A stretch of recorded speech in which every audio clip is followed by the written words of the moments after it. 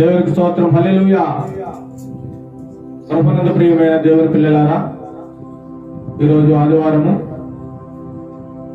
యథాప్రకారంగా మనము ఆరాధన ప్రారంభించుకుంటున్నాము. కావున ఆరాధన ప్రారంభించడం ముందుగా మనమందరము కొద్దిసేపు దేవుణ్ణి ప్రార్థన చేద్దాం.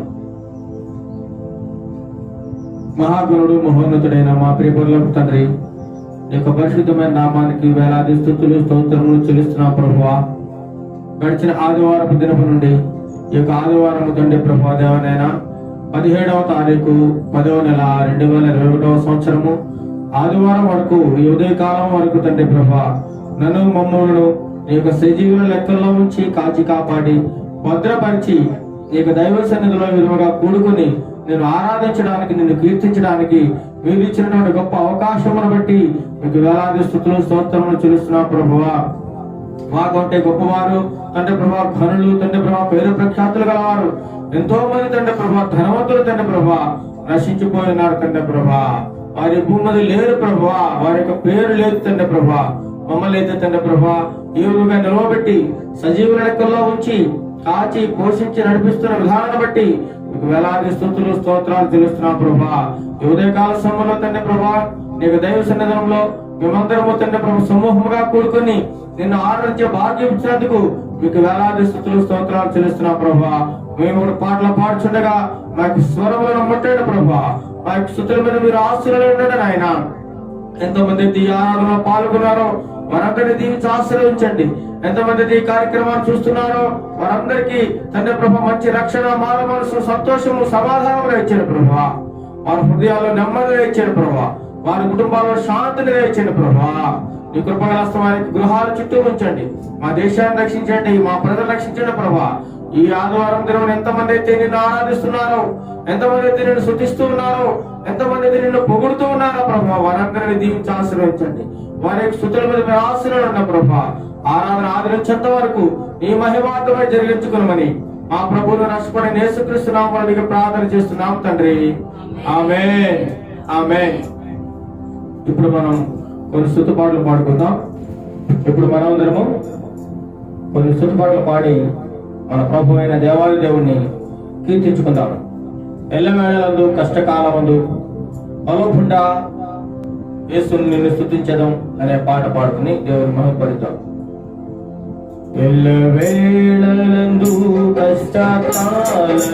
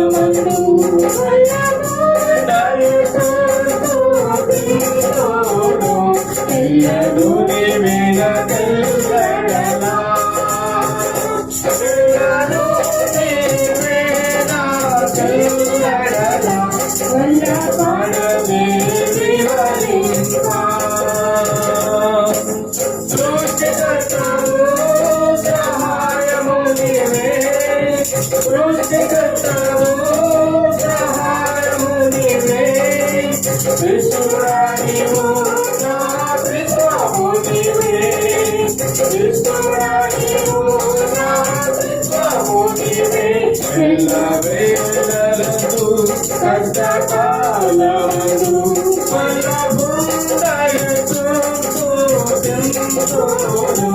ఎల్లరూ నీవేనా తెల్లడలా ఎల్లరూ నీవేనా తెల్లడలా వల్లపడని వివరింపా జ్ఞానమునివే నా పారమునివే జ్ఞానమునివే నా పారమునివే జ్ఞానమునివే నా పారమునివే జ్ఞానమునివే నా పారమునివే ఎల్లవేళలందు సకలకాలమందు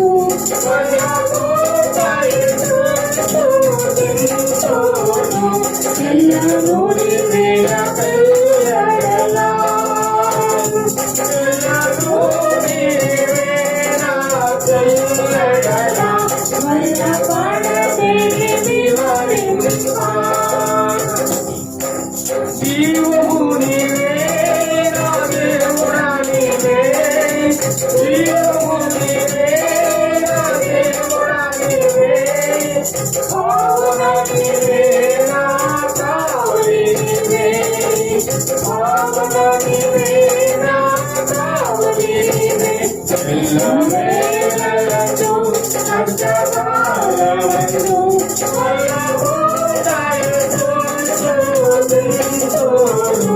ఎల్లరూ నీవేనా తెల్లడలా ఎల్లరూ నీవేనా తెల్లడలా వల్లపడని వివరింపా ఎల్లరూ నీవేనా తెల్లడలా వల్లపడని వివరింపా హల్లెలూయా హల్లెలూయా హల్లెలూయా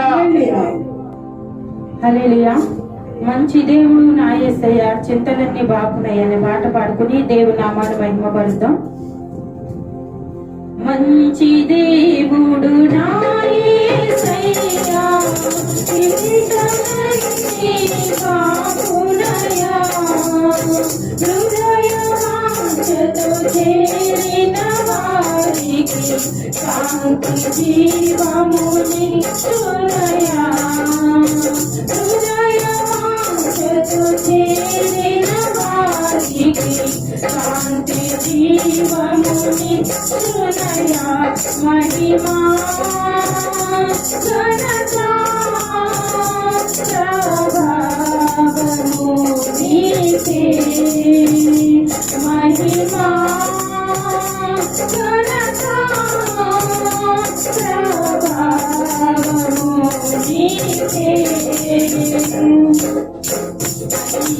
దేవుడు నా యేసయ్య చింతలన్నీ బాపునయ్య హృదయవాంఛతో చేరిన వారికి శాంతి జీవమునిచ్చునయ్యా హృదయవాంఛతో చేరిన వారికి శాంతి జీవమునిచ్చునయ్యా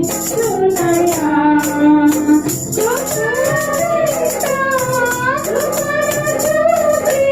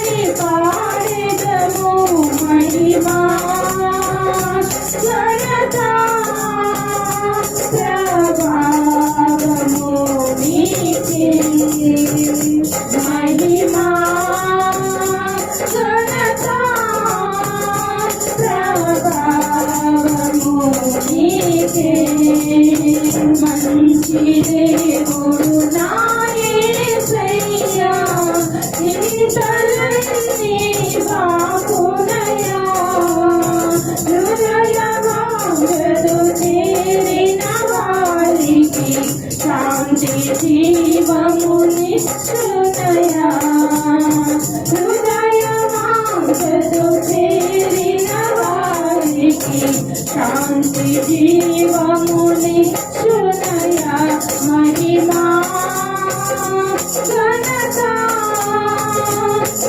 ప్రభావము నీకే మహిమా ఘనత ప్రభావము నీకే. హల్లెలూయా హల్లెలూయా. ప్రభువును ప్రియమైన దేవుని పిల్లలారా, ఇంతవరకు పాటల ద్వారా మనము ప్రభువుని ఎంతగానో స్తుతించుకున్నాము. ఇప్పుడు వాక్యము పఠనం చేసుకుందాం. దావీదు రాసినటువంటి 101వ దావీదు కీర్తన ఉత్తర ప్రత్యుత్తరములుగా చదువుకుందాం. ఒక వచనము ప్రవళిక జోయ్, మరి ఒక వచనం మనం చదువుకుందాం. రెండమ్మ. 101వ దావీదు కీర్తన చదువు. నేను కృపను గూర్చియు న్యాయమును గూర్చియు పాడెదను, యెహోవా నిన్ను కీర్తించెదను. నిర్దోష మార్గమున వివేకముతో ప్రవర్తించెదను. నువ్వు ఎప్పుడు నా ఎదుకు వచ్చేదవు, నా ఇంట యథార్థ హృదయముతో నడుచుకొందును. నా కన్నుల ఎదుట నేను ఏ దుష్కార్యమును ఉంచుకొనును. భక్తి మార్గము తొలగిన వారి క్రియలను నాకు అసహ్యములు, అవి నాకు అంటనీయను. మూర్ఖ చిత్తుడు నా యొద్దను తొలగిపోవలను, దౌష్యమును నేను అనుసరింపను. తమ పొరుగు వారిని చాటున దూషించు వారిని నేను సంహరించెదను. అహంకార దృష్టి గల వారిని, గర్వించిన హృదయము గల వారిని నేను సహింపను. నా యొద్ద నివసించినట్లు దేశంలో నమ్మకస్తులైన వారిని నేను కనిపెట్టుకుంటున్నాను. నిర్దోష మార్గములు నడుచువారు నాకు పరిచారకులగుదురు. మోసము చేయువాడు నా ఇంట నివసింపరాదు, అబద్ధములాడువాడు నా కన్నుల ఎదుట నిలువడు. యెహోవా పట్టణముల నుండి పాపము చేయువారిని అందరినీ నిర్మూలము చేయుటకై దేశమందలి భక్తిహీనులందరినీ ప్రతి ఉదయం నేను సంహరించెదను. దేవుడు తన పరిశుద్ధ వాక్యము దీవించును గాక. ఆమేన్.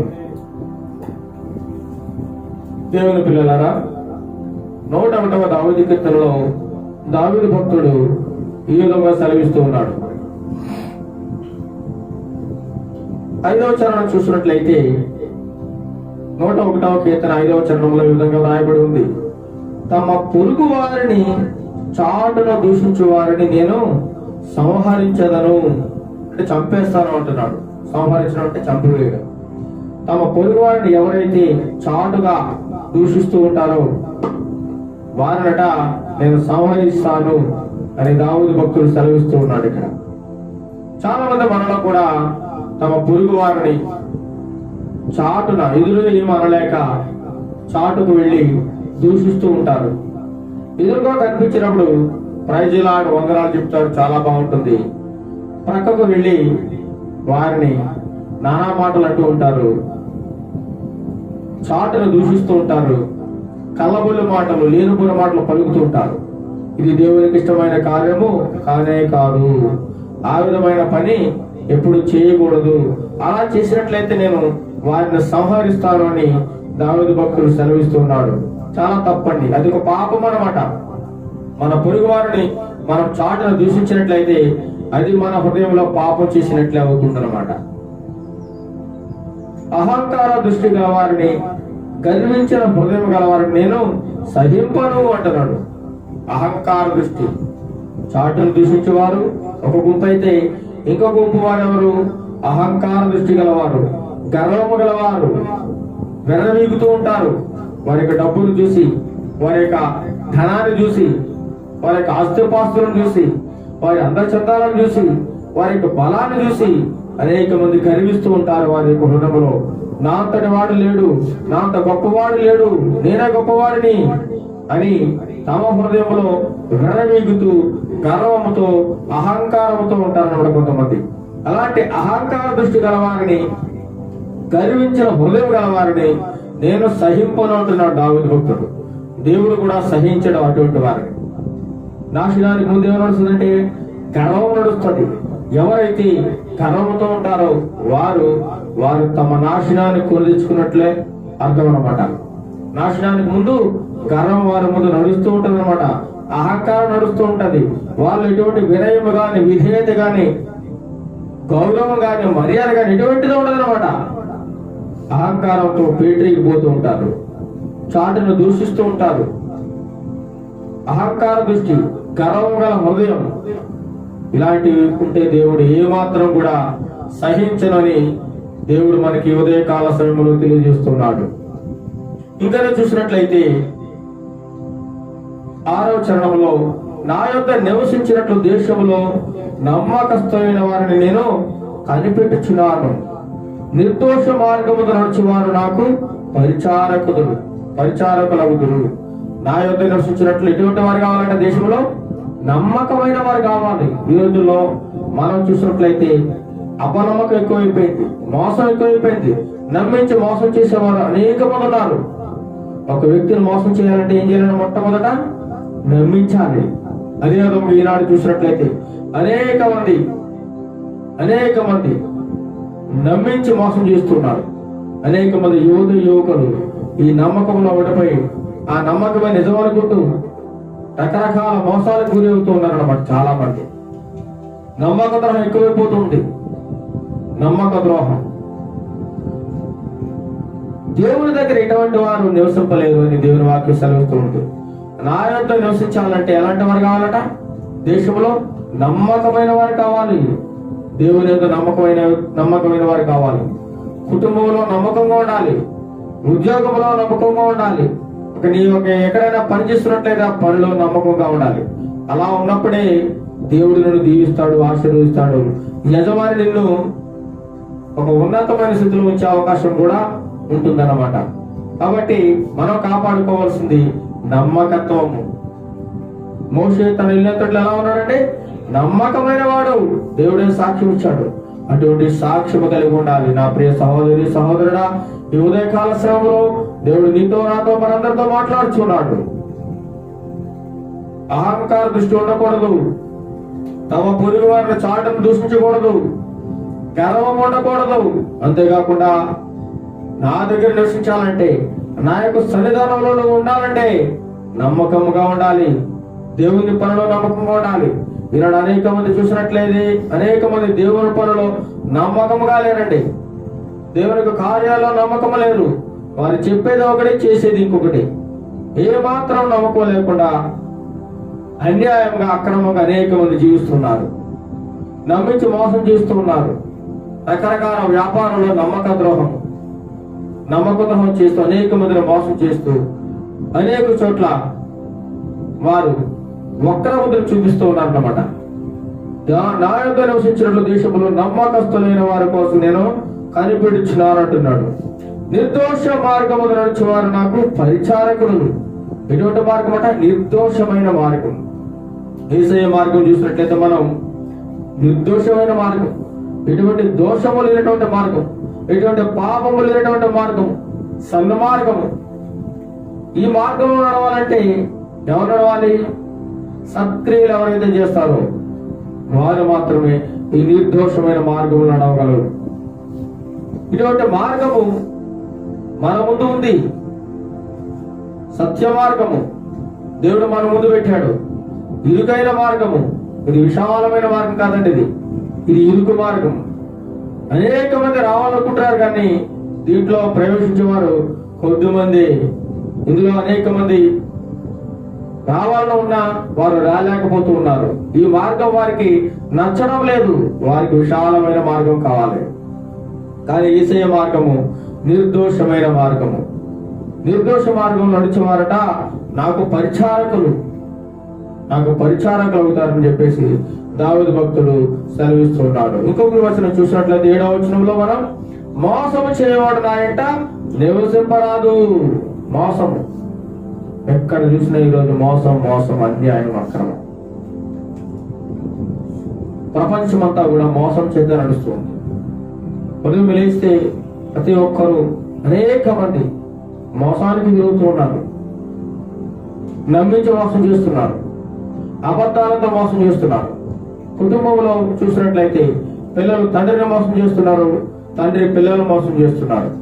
భార్య భర్తను మోసం చేస్తుంది, భర్త భార్యను మోసం చేస్తున్నాడు. బంధువులు నమ్మించి మోసం చేస్తున్నారు. ఇలాగ అనేక మంది చూసినట్లయితే మోసానికి గురవుతున్నారు. ఒక వ్యాపారంలో కూడా తన భాగస్వామిని మోసం చేస్తూ ఉన్నాడు. ఇలాంటి మోసం చేసేవారు కూడా దేవుని దగ్గర నిలవలేరు. మోసం చేయవాడు నా ఇంట నివసింపరాదంటున్నాడు. నా దగ్గర నివసించడానికి వాడికి అర్హత లేదు, ఎటువంటి అర్హత లేదు. అలాంటి వారు నాకు అవసరం లేదంటున్నాడు దేవుడు.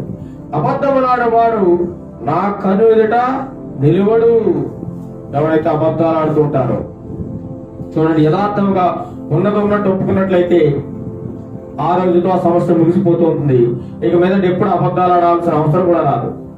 ఒకవేళ ఆ విషయాన్ని కప్పుపుచ్చుకోవడానికి ఒక చిన్న అబద్ధం ఆడినట్లయితే జీవితాంతము దాన్ని దాచిపెట్టుకోవడానికి అబద్ధం మీద అబద్ధం ఆడుతూనే ఉండాలి.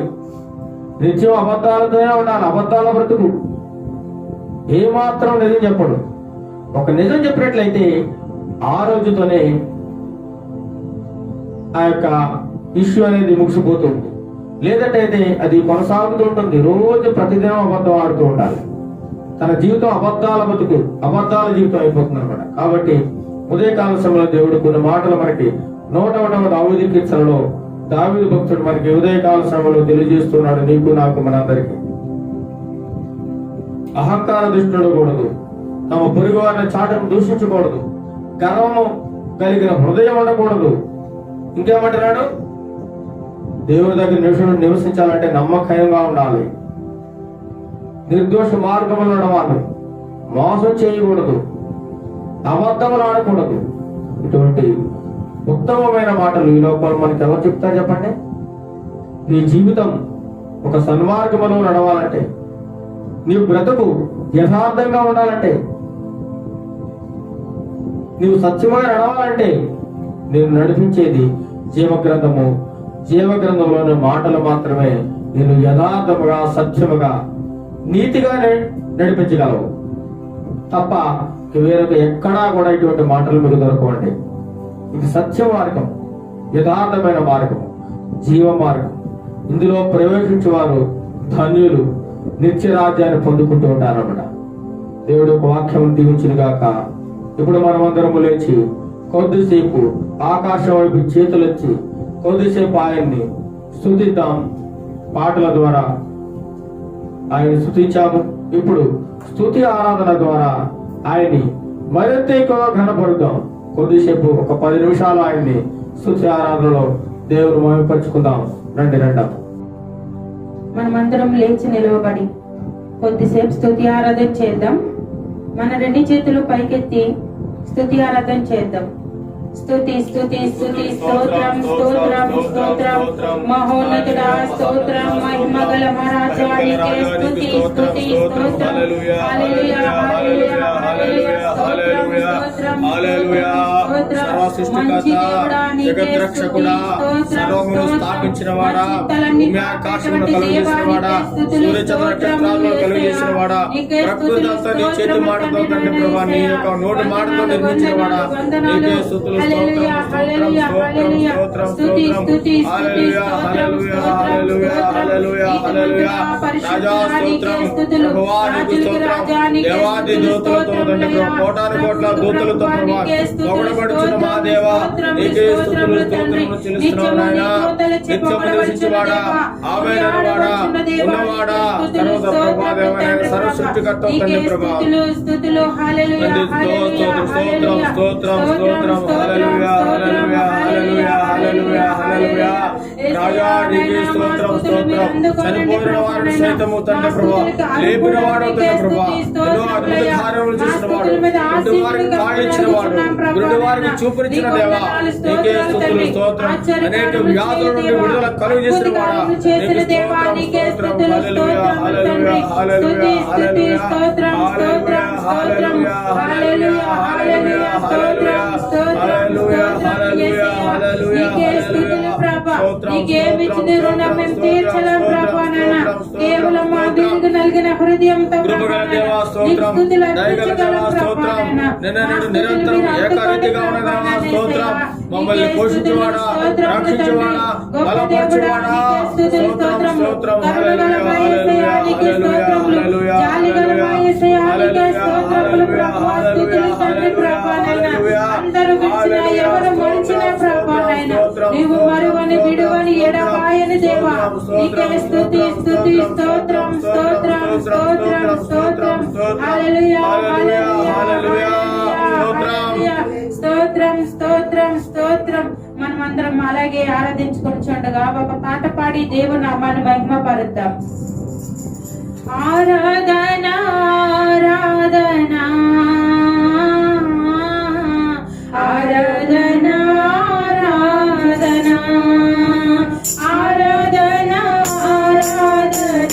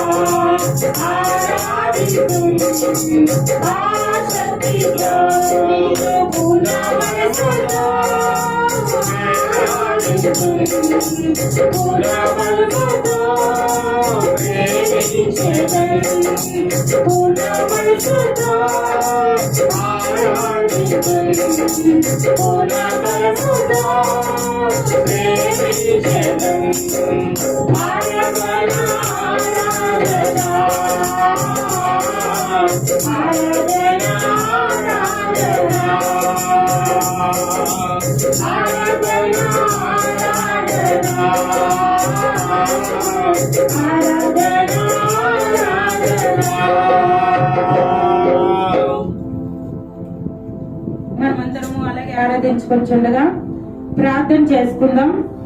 మహోన్నతుడా మహాగరుడా మీకే స్తుతులు స్తోత్రములు తండ్రి నాయన. పరిశుద్ధుడా గొప్ప దేవుడా నీకే స్తుతులు స్తోత్రములు తండ్రి. పరిశుద్ధుడా జీవం కలిగిన మా రాజా నీకే స్తుతులు స్తోత్రములు తండ్రి ప్రభా. అయ్యా గడిచిన వారం నుండి తండ్రి ప్రభా నాయన ఈ వారం వరకు ప్రభా నాయన నీ సజీవి లెక్కలో భద్రపరిచి ఉంచినందుకు నీకు స్తుతులు స్తోత్రములు చెల్లించుకుంటున్నామయ్యా. మమ్మల్ని అందరినీ ఎంతగానో కాచి కాపాడావు ప్రభా నాయన. ఈ దినము చూడలేక ప్రభా ఎంతో మంది నశించిపోతున్నారు ప్రభా నాయన. వారికన్నా మేము గొప్ప వారం కాదు గాని ప్రభా నాయన యేసయ్యా నిన్ను నమ్మిన బిడ్డలుగా ప్రభా నాయన నీ ఉచితమైన కృప చొప్పున ప్రభా నాయన మమ్మల్ని తండ్రి ఉదయ కాల సమయములయ్యా నీ సన్నిధిలో నిలవబెట్టినందుకు తండ్రి ప్రభా నీకు స్తుతులు స్తోత్రములు చెల్లించుకుంటున్నామయ్యా నాయన యేసయ్యా. అయ్యా ప్రభా ఎంతవరకు పాటల ద్వారా నిన్ను ఆరాధించి ఉన్నాం ప్రభా నాయన. మా స్తుతులు మీరు అందుకొనమని అడుగుచున్నాం ప్రభా నాయన. మా స్తుతులపై మీరు ఆశీనుడు కమ్మని అడుగుచున్నాం ప్రభా నాయన. మా స్తుతులు మీరు అందుకోండి ప్రభా నాయన యేసయ్యా. నీకే స్తుతులు మహిమ ఘనత ప్రభావములు ప్రభా నాయన మీకే చెందాలి ప్రభా నాయన. మా స్తుతులకు అర్హుడవు తండ్రి ప్రభా నీకే స్తుతులు స్తోత్రములు తండ్రి నాయన. గొప్ప దేవా నీకే స్తుతులు ప్రభా నాయన యేసయ్యా. నీకే ఘనత ప్రభా నాయన. కేవలం నీకే మా స్తుతులు అర్పించుతున్నాం ప్రభా నాయన. మా స్తుతుల మీద ఆశీనుడు కండి ప్రభా నాయన యేసయ్యా. ఈ ఉదయ కాల సమయంలో ప్రభా నాయన యేసయ్యా నిన్ను స్తుతించుకొనిచుండగా మా సన్నిధిలో మీరున్నారని నమ్ముచున్నాం ప్రభా నాయన యేసయ్యా. మా సన్నిధి చుట్టూ నీ దేవతలు కావులు వచ్చండి ప్రభా నాయన. ఎటువంటి దుష్ట శక్తులు ప్రభా ఆవరించుకున్న కాపాడండి ప్రభా తండ్రి ప్రభా. ముందున్న వాక్యం ద్వారా తండ్రి నీ సేవకునికి నోటికి బోరుగా ఉండి ప్రభా నాయన నీ వాక్యాన్ని మాతో మాట్లాడమని అడుగుచున్నా ప్రభా నాయన. నీ జీవ జల్ప ఆహారం ప్రభా నాయన మాకందరికి దయచేయమని అడుగుచున్నాం తండ్రి ప్రభా నాయన. ప్రతి ఒక్కరం ప్రభా నీ మాటలు ప్రభా శ్రద్ధగా విని ప్రభా నాయన వాటిని మా హృదయాల్లో భద్రపరచుకోవడానికి సహాయం దయచేయండి ప్రభా నాయన. ఈ ఆరాధనలో పాల్గొన్న ప్రతి ఒక్కరిని దీవించి ఆశీర్వదించండి ప్రభా నాయన. అయ్యా ప్రభా ఆలయంలో ఎంతమంది అయితే చూస్తున్నారో ఈ వాక్యం తండ్రి ప్రభా ప్రతి ఒక్కరిని మీరు దర్శించండి ప్రభా నాయన. ఈ వాక్యం ద్వారా తండ్రి ప్రభా అనేక మంది మార్చబడడానికి ప్రభా నీ సహాయం దయచేయమని అడుగుచున్నాం ప్రభా నాయన యేసయ్యా. నీ సువార్త ప్రభా నాయన యేసయ్యా రాను రాను ప్రభా నాయన గొప్పగా తండ్రి ప్రభా చాటింపబడాలి ప్రభా. నిజమైన దేవుడు నువ్వని తెలుసుకోవడానికి ప్రభా నాయన ప్రతి ఒక్కరికి నీ సహాయం దయచేయమని అడుగుచున్నాం ప్రభా నాయన యేసయ్యా. ఈ ఉదయ కాల సమయంలో అయ్యా నాయన ఈ చిన్న స్తుతి ఆరాధన పాదాలకు సమర్పించుకుంటూ యేసయ్య పరిశుద్ధ నామములో అడిగి వేడుకొంచున్నాం తండ్రి. ప్రభు నుండి ప్రియమైన దేవుని పిల్లారా, ఇంతవరకు మనం పాటల ద్వారా వాక్య పఠన ద్వారా స్తుతి ఆరాధనల ద్వారా మన ప్రభు అయిన దేవాది దేవుణ్ణి ఎంతగానో స్తుతించి ఆమె మహిమపరిచి ఉన్నాం. ఇప్పుడు కొద్దిసేపు మనం ఆత్మీయ జీవితానికి ఆహారం కావాలి కాబట్టి కొద్దిసేపు దైవ గ్రంథం నుండి కొంత వాక్యమును ధ్యానించుకుందాం. మనకు కావలసిన ఆత్మీయ ఆహారము దేవుడు సమృద్ధిగా దయచేయలాగన చిన్న ప్రార్థన చేసుకుని వాక్యమును ప్రారంభించుకుందాం. మహాపరిశుద్ధులైన మా ప్రియ పరలోకపు తండ్రి, యొక్క పరిశుద్ధమైన నామానికి స్తుతులు స్తోత్రాలు చెల్లిస్తున్నాం ప్రభా. ఇప్పుడు యొక్క వాక్యమును ధ్యానించుండగా తండ్రి ప్రభా మా నోటికి బోరగా ఉండి తండ్రి ప్రభా మీరే మాతో మాట్లాడమని మా యొక్క ఆత్మీయ జీవితానికి కావలసినటువంటి ఆత్మీయ ఆహారమును సమృద్ధిగా దయచేయమని ఈ వాక్యమును ఎంతమంది అయితే వినుచున్నారో ఆన్లైన్ ద్వారా చూస్తున్నారో వారందరికీ వాక్యము సరిగా అర్థమగులాగున వారి ఆత్మీయ జీవితము బలపడులాగున రక్షణ పొందులాగున నీ కృప వారందరికీ సమృద్ధిగా దయచేయమని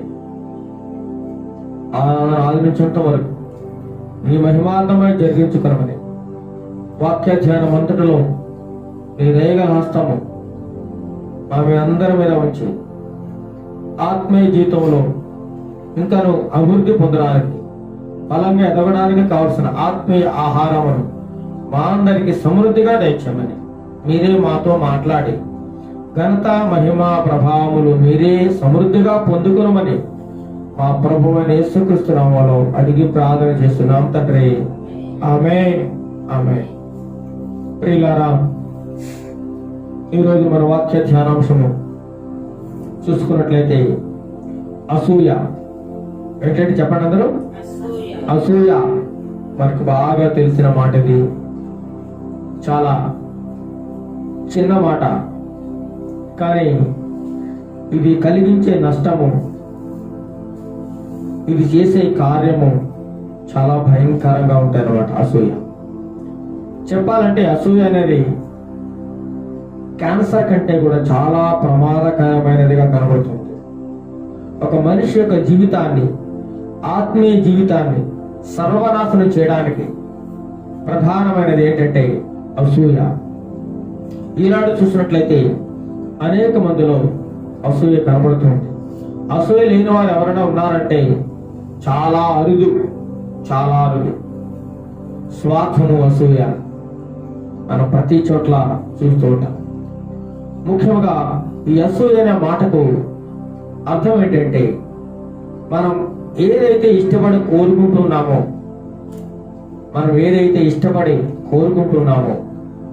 అది మరొక దగ్గర ఉంటే మనకు కావాల్సిన ఒక వస్తువు లేదా ఏదైనా ఒక పరికరం మనం ఇష్టపడి కోరుకున్నాం, అది మరొకరి దగ్గర ఉంటే మనం తట్టుకోలేకపోతుంటాం. వారి మీద అయిష్టత కలిగి ఉంటాం.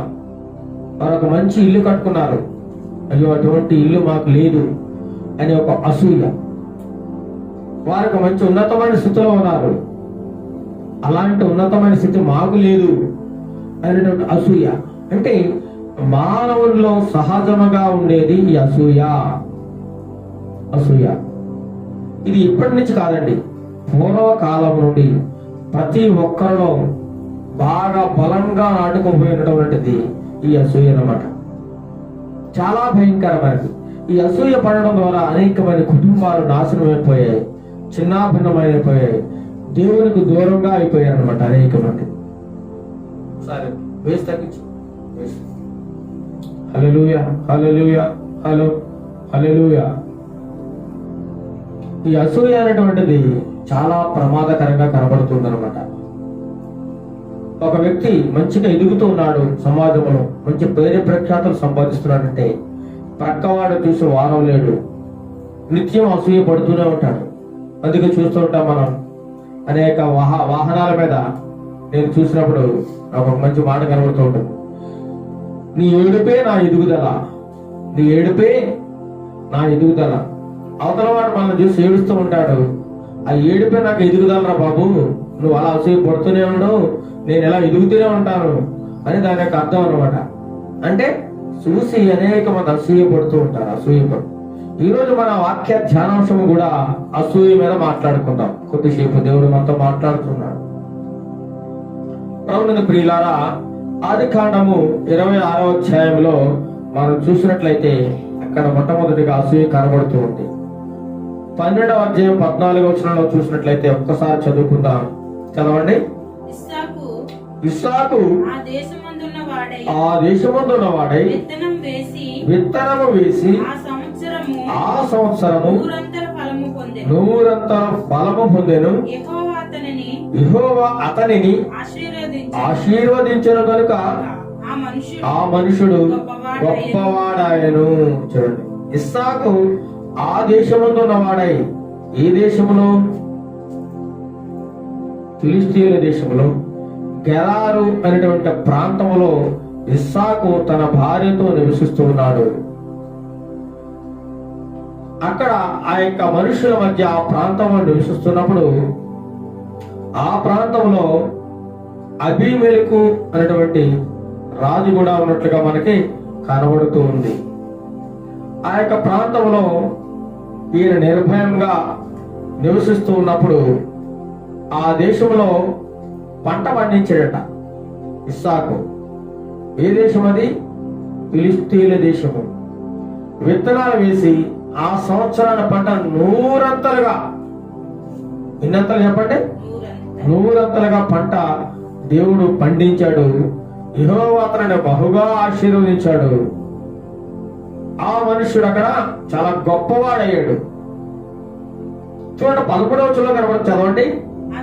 అతడు మిక్కిలి గొప్పవాడగు వరకు క్రమక్రమముగా అభివృద్ధి పొందుచూ వచ్చాను. అతనికి గొర్రెల ఆస్తియు గొడ్ల ఆస్తియు దాసులు గొప్ప సమూహమును కలిగినందున ఫిలిష్తీయులు అతని యందు అసూయపడిరి. చూడండి, ఇక్కడ దేవుడు ఇస్సాకును బహుగా ఆశీర్వదిస్తున్నాడు. ఎలాగా? క్రమక్రమముగా. ఈ ఆశీర్వాదం ఎక్కడిలోంచి వచ్చిందండి? అబ్రహాములోంచి వచ్చింది. దేవుడు అబ్రహామును పిలిచి ఏర్పాటు చేసుకున్నప్పుడు, నీ యొక్క సంతానాన్ని నేను ఇసుక రేణువులే అభివృద్ధి చేస్తానని దేవుడు తనకు వాగ్దానం ఇచ్చిన రీతిగా తన గర్భములో వచ్చినటువంటి ఇస్సాకును కూడా దేవుడు బహుగా ఇక్కడ ఆశీర్వదిస్తున్నాడు. గెరారు అన్నటువంటి ప్రాంతంలో నివసిస్తున్నప్పుడు, ఫిలిష్తీయుల దేశంలో ఆయన నివసిస్తున్నప్పుడు, అక్కడ కొంత భూమిని ఆయన సేద్యం చేసి విత్తనాలు వేసి పంట పండించినప్పుడు దేవుడు ఆ యొక్క పంటను ఆశీర్వదించి బహుగా విస్తరింపజేసి 100 పండేలా చేశాడు. ఆ యొక్క ఫిలిష్తీయుల దేశంలో అన్య జనాంగం మధ్యలో ఇస్సాకు దినదినము అభివృద్ధి పొందుచు ఎదుగుచూ ఉన్నాడట. దేవుడు అతనికి తోడుగా ఉన్నాడు. దేవుడు అబ్రహాముకు తోడుగా ఉన్నాడు. అదే విధంగా ఇక్కడ ఇస్సాకు కూడా దేవుడు తోడుగా ఉన్నాడు అనమాట. తన భార్య చాలా చక్కనిది. తన భార్యతో చక్కగా నివసిస్తున్నాడు. అంతేకాకుండా తనకి గాడిదలు, పశువులు, దాసదాసి జనాంగము ఇవన్నీ సమకూర్చుకుంటున్నాడు. పరాయ దేశం నుంచి ఇక్కడికి వచ్చి ఇక్కడ ఒకటి సమకూర్చుకుంటూ ఉంటే ఆ ఫిలిష్తీయులందరూ కూడా ఇక ఇస్సాకును చూసి ఏం చెందారట? అసూయ చెందారు. అసూయ. ఎక్కడి నుంచో వచ్చి ఇక్కడ బాగుపడిపోతున్నాడు, మనలో ఎదిగిపోతున్నాడు. చూడండి ప్రియులారా, మనలో అనేక మంది ఒక ప్రాంతం వ్యక్తి మనవులు వచ్చి మనవులో బహుగా అభివృద్ధి చెందుతున్నారంటే ఈ ఊరు వారికి అసూయ. వారు లేరు, తట్టుకోలేరు, అతను చూసి అసూయ పడుతూ ఉంటారు. ఇక్కడ కూడా ఇస్సాకును చూసి ఆ ఫిలిష్తీయులు ఏం చేశారట? అసూయ పడ్డారు. యెహోవా అతనిని ఆశీర్వదించను కనుక ఆ మనుషుడు గొప్పవాడయ్యాడు. చూడండి, ఒక వ్యక్తి గొప్పవాడు అవ్వాలి అంటే దేవుడు ఏం చేయాలి? అతన్ని ఆశీర్వదించాలి. ఏదో మన ప్రయత్నాల్లో మనం గొప్పవాళ్ళు అయిపోవాలి, ధనవంతులు అయిపోవాలి, ఆస్తి సంపాదించుకోవాలి అని మనంతటా మనం అనుకుంటే సరిపోదు. అలా వచ్చిన ఆస్తి కూడా నిలబడదు. దేవుడు తోడుగా ఉండాలి, దేవుడు దయచేయాలి, దేవుడు ఆశీర్వదించాలి. అప్పుడు మాత్రమే మనం గొప్పవారిగా కనబడుతూ ఉంటాం, గొప్ప ఆశీర్వాదాన్ని పొందుకుంటూ ఉంటాం. ఇక్కడ ఇస్సాకును చూసినట్లయితే దేవుడు క్రమక్రమంగా అభివృద్ధి పొందేలా చేస్తూ ఉన్నాడు. గొర్రెల ఆస్తి, గొడ్ల ఆస్తి, దాసులు, దాసాంగము, ఏమంటే మంచి భార్య, మంచి ఆస్తి పాస్తులు సంపాదించుకుంటున్నాడు. ఆ పంట అంతా సమృద్ధిగా పండుతుంది. ఈయన చూసినట్లయితే ఇదంతా చూసి ఫిలిష్తీయులు ఏం చేశారంట? అసూయ పడ్డారు. అతను ఎందుకు అసూయపడ్డారు?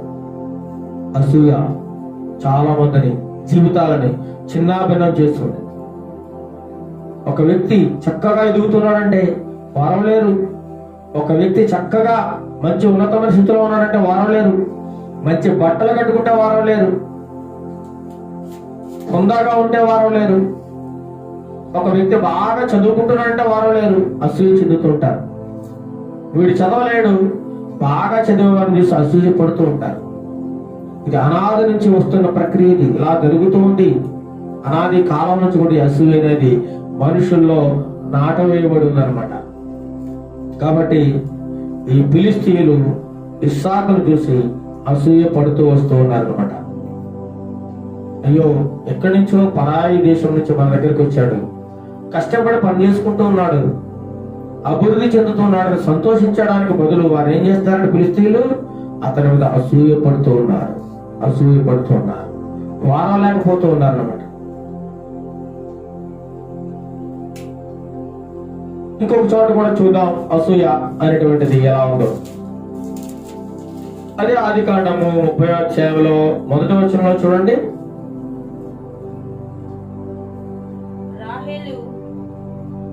ఆ 30వ అధ్యాయము 1వ వచనం. రాహేలు తాను యాకోబునకు యాకోబునకు పిల్లలు కనకపోవుట చూచి తన అక్కయందు అసూయపడి యాకోబుతో నాకు గర్భఫలము నిమ్ము, లేని ఎడల నేను చచ్చెదనను. చూడండి ఎటువంటి పాపం, అసూయ. తన సొంత అక్క, యాకోబు యొక్క భార్య, మొదటి భార్య ఎవరండి? లేయా పెద్దది. రెండవ భార్య రాహేలు. వీరిద్దరు సొంత అక్క చెల్లెళ్ళు. సొంత అక్క చెల్లెల మధ్య ఏమొచ్చింది? ఇప్పుడు అసూయ వచ్చింది అనమాట. ఈనాడు చూసినట్లయితే సొంత అన్నదమ్ముల మధ్య అసూయ కనబడుతుంది, అక్క చెల్లెల మధ్య అసూయ కనబడుతుంది, భార్య భర్తల మధ్య కూడా అసూయ కనబడుతుంది, పిల్లల మధ్య అసూయ, బంధువుల మధ్య అసూయ. ఎక్కడ చూసిన అసూయ అసూయ అసూయ. ఈ అసూయ అనేది మనిషి యొక్క జీవితాన్ని క్రమక్రమంగా పతనావస్థలోకి తీసుకెళ్లిపోతూ ఉంటుంది. అసూయ వల్ల అనేక కుటుంబాలు నష్టపోతూ ఉన్నాయి. ఇక్కడ చూసినట్లయితే రాహేలు తన సొంత అక్క మీద అసూయపడుతూ ఉంది. లేయాకి పిల్లలు పుట్టారు, యాకోబుకి పెద్దదానికి. చిన్నదానికి పిల్లలు లేరు. అయ్యో, నా అక్క చూస్తే పిల్లలతో సంతోషంగా గడుపుతుంది, వాళ్ళు హ్యాపీగా ఉన్నారు, నేను కుట్రాలుగా ఉన్నాను, నాకు పిల్లలు లేరు అని చెప్పేసి తన సొంత అక్క మీద ఏం చెందింది? ఇక్కడ అసూయ చెందుతుంది. యాకోబుతో అంటుంది, నాకు పిల్లలు కావాలి, నాకు గర్భఫలం ఇయ్యి, లేకపోతే నేనేమైపోతాను, చస్తానంటుంది. చూడండి ఎంత అసూయ. ఈనాడు చూస్తే అనేక మంది అసూయ వల్ల చచ్చే స్థితిలో ఉన్నారు, చావడానికి కూడా వెనుకాడతలేదు. అసూయతో తమ హృదయంలో ఒక భయంకరమైన చింత, వేదన, బాధ పెరిగిపోతూ ఉందన్నమాట. క్రోధము, కోపము, ద్వేషము, పగ, అసూయ వల్ల ఇన్ని కలుగుతూ ఉంటాయన్నమాట. అసూయ. సొంత అక్క మీద చెల్లి అసూయ పడుతూ ఉంది. అక్కకి పిల్లలు కలిగారు, చెల్లికి పిల్లలు పుట్టలేదు. పిల్లలు పుట్టడం అంటే చిన్న విషయం అండి? ఎవరికి పడితే వాళ్ళకి పిల్లలు పుడతారా? మన వాక్యం చూసినట్టు గర్భఫలము యెహోవా ఇచ్చు బహుమానము, దేవుడు దయచేయాలి బహుమానము.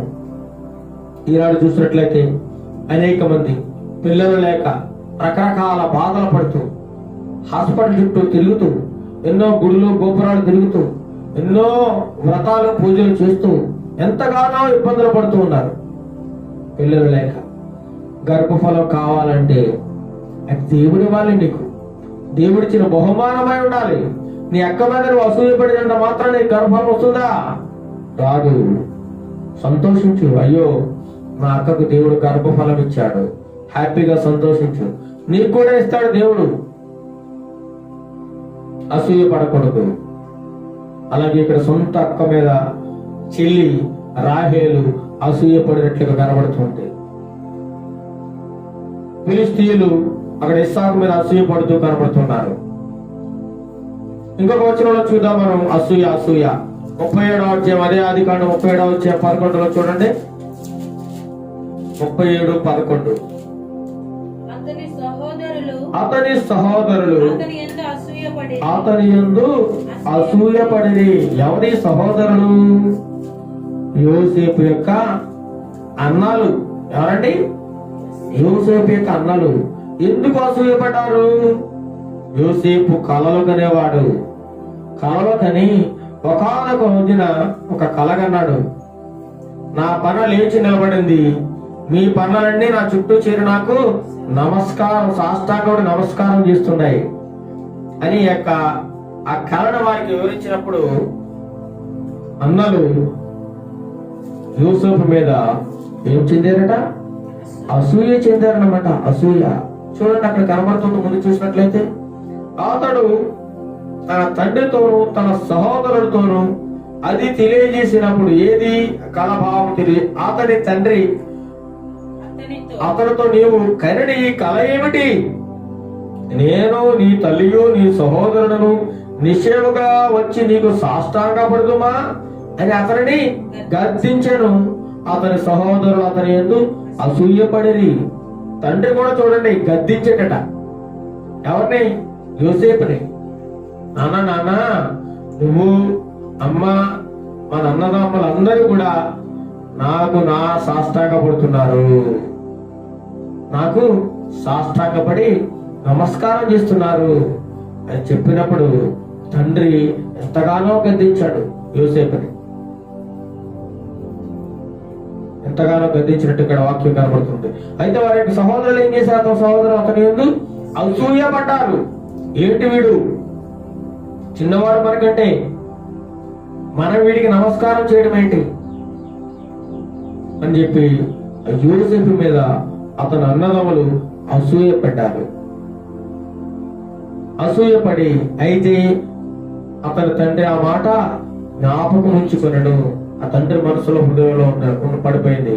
కానీ వారి యొక్క అన్నదమ్ములు మాత్రం యోసేపు మీద అసూయ పెంచుకున్నారు. చివరికి ఏం చేశారు? అతన్ని అమ్మేశారు అనమాట. అమ్మేశారు. అదంతా చాలా పెద్ద చరిత్ర. అది తర్వాత భాగంలో మనం చెప్పుకుందాం. ఈ విధముగా అసూయ అనేది అన్నదమ్ముల మధ్య కూడా అసూయ కనబడుతుంది. యోసేపు అసూయపడి అన్నదమ్ములు వారి యొక్క అన్నదమ్ములోంచి వేరు చేసి వేరొక దేశం వారికి అమ్మేసి పంపించేసినప్పుడు దేవుడు అసూయ ఎవరైతే పడ్డారో వారు మాత్రం ఒకానొక స్థితిలో ఏమైపోయారండి? పేదరికంతో తిండి లేక అల్లాడిపోయి చివరికి ఎక్కడికి వచ్చారు? యోసేపు దగ్గరికి వచ్చినట్టుగా మనం చూస్తున్నాం. యోసేపు ఒక ఉన్నతమైన స్థితిలో పెట్టాడు దేవుడు. ఎవరైతే అసూయ పడ్డారో వారు ఏమైపోయారండి? నిజానికి చివరికి ఎవరి మీద అయితే అసూయ పడ్డారో అతని కాళ్ళ దగ్గరికి వచ్చి ఆహారం అడుక్కోవడానికి వచ్చారన్నమాట. ఆహారం, తిండి లేక, తిండి తిప్పులు లేక వారికి చివరికి ఎవరి మీద అయితే అసూయ పడ్డారో అదే యోసేపు దగ్గరికి వచ్చి వారి ఆహారాన్ని కొనుక్కోయినట్టు కనబడుతుంది దైవగ్రంథంలో. అసూయ వద్దండి. అసూయ చాలా ప్రమాదకరం. నేను చెప్పాను ముందే, అసూయ క్యాన్సర్ కంటే కూడా ప్రమాదకరం. నేను నిలివెల్ల శరీరాన్ని మొత్తం తొలిచివేస్తుంది. నీ జీవితాన్ని నాశనం చేసేస్తుంది. నీ ఎముకలకు కుళ్ళు పట్టేస్తుంది అసూయ ద్వారా. కాబట్టి అసూయ అనేది ఎవరి హృదయంలో ఉన్న వారు వర్ధిల్లరు, నాశనం అయిపోతారు. నీ ప్రక్కవాడు బాగున్నాడా? సంతోషించు, ఆనందించు. నీ పొరుగు వారికి ఉన్నతమైన స్థితిలో వెళ్తున్నారా? సంతోషించు. ప్రభువా, వారిని దీవించేందుకు నీకు వేలాది స్తుతులు, స్తోత్రములు ప్రభువా.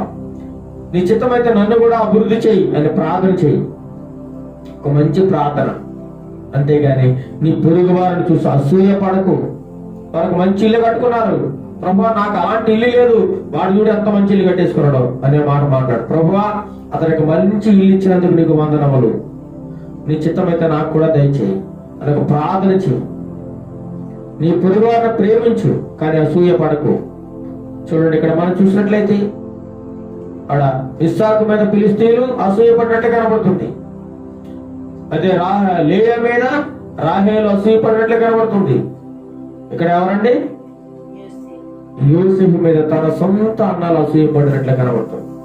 చూడండి, అనాది కాలం నుంచి అసూయ వస్తూనే ఈనాటి వరకు పిల్లల నుండి పెద్దల వరకు, వృద్ధుల వరకు కూడా అసూయ ప్రతి ఒక్కరిలో ఉందన్నమాట.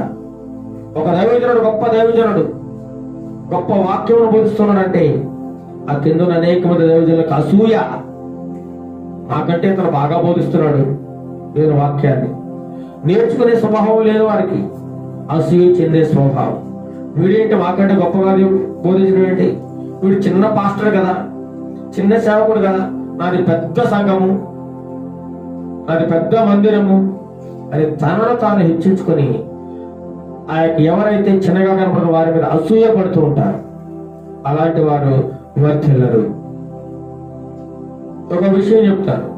నేను ఒక చోటకి పాటలు పాడడానికి ఒక సంఘానికి వెళ్ళినప్పుడు ఆ సంఘం వారు పాటలు పాడుచున్నప్పుడు మంచిగా సౌండ్ సిస్టమ్ వాళ్ళు మంచిగా సెట్ చేసుకుంటూ ఉండేవారు.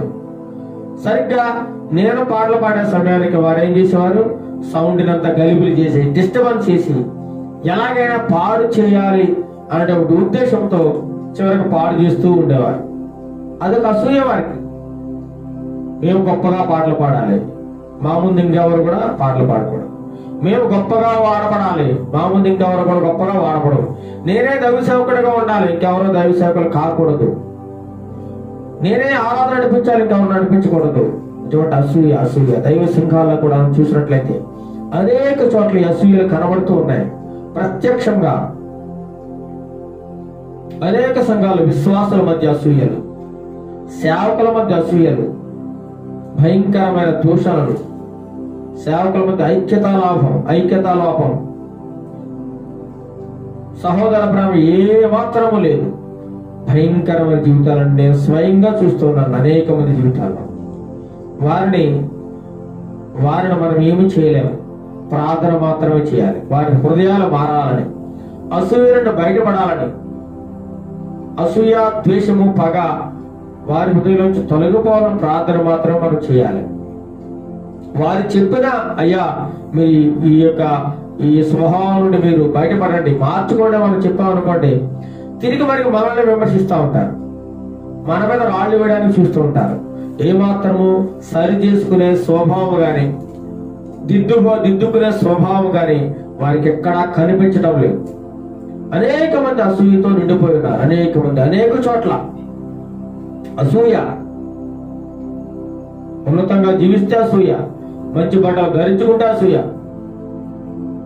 అందరిలో గొప్పగా ఉంటే అసూయ, అందరూ పొగుడుతుంటే అసూయ. ఇలాంటి అసూయలు ఎన్నో ఉన్నాయన్నమాట. చూడండి, మనం చూసినట్టు మత్తయి సువార్త 27:18 చూడండి. మత్తయి సువార్త 27:18 అక్కడ కూడా అసూయ కనబడుతుంది.